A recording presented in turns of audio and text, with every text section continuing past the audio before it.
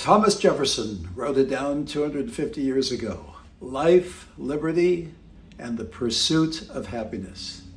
But no, I think many of us know that you can pursue happiness, but chances are you won't necessarily get happy. I can say after more than 30 years as a psychiatrist, I've spent lots and lots of hours sitting across from people who desperately want to be happy. Of course, some of them will take antidepressants like Prozac. But Prozac or Wellbutrin, Zoloft or Effexor, it won't make you happy. They might lift you out of the pit and bring you up to life's level playing ground, but they won't suddenly magically make you happy. No, to get happy, you need much more. Now in my office, I see all sorts of people, the young, the old, the rich, the poor, successful people, people who look like they have everything and people who seem to have almost nothing. Over the years, I've noticed something very interesting. Most people have little idea about how to be happy. Many people say happiness will arrive once they get somewhere. Once I get to college, graduate, get married, have kids, pay off my loans, that incredible job, when I achieve this, when I accomplish that. The problem is that every time when we reach a particular destination, another one will appear. That's what life's about. There's a beauty to this. The goalposts, yes, they keep moving for all of us. Many of us live life with this quiet bargain. I'll be happy when? I'll be happy when I lose the weight. I'll be happy when I find the right relationship, when my children are doing well, when I retire, when life finally settles down. The difficulty is that life never settles down. Life keeps being life. One thing I've noticed in my work, happiness is remarkably independent of circumstances. I've met wealthy people who were miserable. I've met people with enormous burdens who radiate peace. I had a patient who was struggling financially, dealing with medical problems and carrying responsibilities that would overwhelm many people. And yet every time he entered my office, he seemed grateful to be alive. Not happy because everything was perfect, happy because he was present, happy because he noticed things, happy because he hadn't stopped appreciating the miracle of existence. Years ago, I began asking myself, what's the difference? Why does one person have everything and feel empty, while another person has very little and still experiences joy? I think part of the answer is that happiness is not primarily something we achieve. It's something that we notice. As a psychiatrist, I spend much of my time talking with people about anxiety, depression, panic, insomnia, trauma. And yes, these things are real and they matter.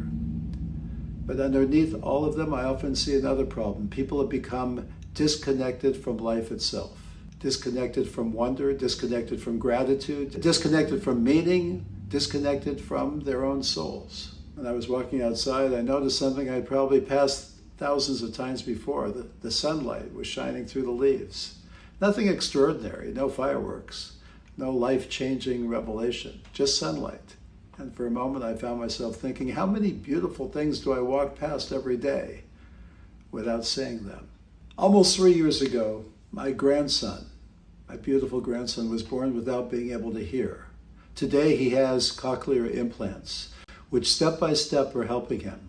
What amazes me about him is not simply that he can now begin to hear. It's the way he notices things, the way he looks at the world, the way he becomes fascinated by things most adults no longer see. Children understand something we forget. Wonder is happiness. Wonder, the ability to look at the world and to still be amazed. In my videos, I talk a lot about what I call the soul. People, they can hear that word and sometimes become uncomfortable. But by soul, I simply mean the deepest part of ourselves, the part that knows who we are beneath our achievements, beneath our failures, beneath our diagnoses, beneath our bank accounts, beneath our resumes. The soul has certain qualities. It knows how to love. It knows how to trust. It knows how to experience joy. And when we become disconnected from that deeper part of ourselves, happiness becomes very difficult because we start looking for happiness in things that were never designed to provide it. One of the greatest misconceptions about happiness is that happiness means the absence of pain.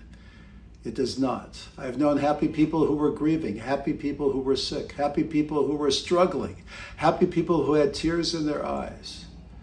Joy and pain are not opposites. They often sit side by side. Some of the most beautiful people I've ever met were people who suffered deeply, yet somehow remained open. Open to gratitude, open to connection, open to life. The psychiatrist Viktor Frankl, who survived the Holocaust, observed something remarkable.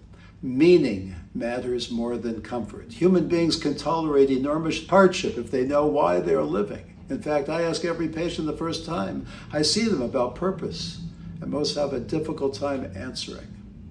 Without meaning, even comfort becomes unbearable. I think happiness is often the byproduct of meaning, as well as giving to others. When we chase happiness directly, it tends to run away. When we pursue meaning, service, love, and growth and connection, happiness often quietly follows behind. So what have I learned?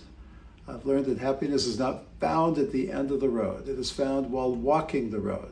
I've learned that happiness grows in gratitude. It grows in relationships. It grows in service. It grows in purpose.